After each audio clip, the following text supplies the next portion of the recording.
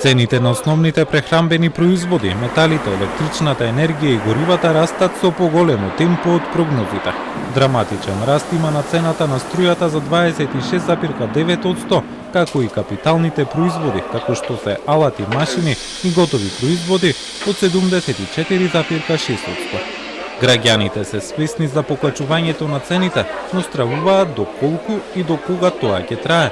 Причини за зголемувањето на цените велат се порастот на енергенсите на светските пазари, влијанието на ковид кризата и војната помеѓу Русија и Украина. Све живо е поскапено. Нема нешто што не е поскапено. Моментално катастрофа состојбата е. Немаат пари народот да купуваат. Тоа е. На што се должи поскапувањето? На све производи се е поскапено. Све е поскапено, еве. Како што гледате, цениве се све нагоре. Па тоа јавна тајна е, се должи на сите случувања, објективни случувања што се.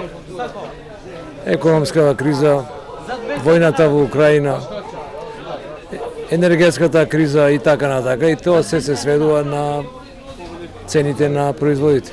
Страшно. Ако иде вака на секој 4-5 месеци, кај ќе биде крајот? Значи, тек тогаш што ќе прави народот? Стварно, не би знал да ви кажам. Стопанствениците велат дека зголемувањето на цените е премало во однос на трошоците што ги имаат.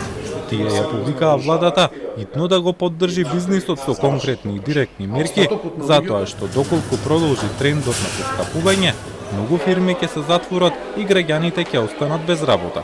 Секаде во светот, конкретно сега во овие времења, се поддржува до максимум приватниот бизнис.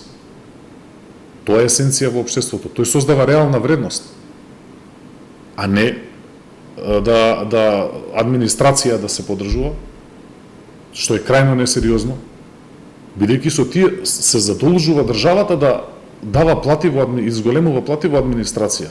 Мислам, тоа е потребно она што е здраво ткиво, потребно е бизнисот да се поддржи, бидејќи тој создава додадена вредност, кој што понатака ќе врати и така и ќе се зголемат платите на вработените. Државниот завод за статистика на домашниот пазар бележи зголемување на цените за 0,3% на месечно ниво, а споредбено со минатата година зголемување има за дури 21,4%. За 29,4% се зголемиле цените на суровините. Кај трајните производи како што се белата техника и автомобилите, зголемувањето е за 6,8%.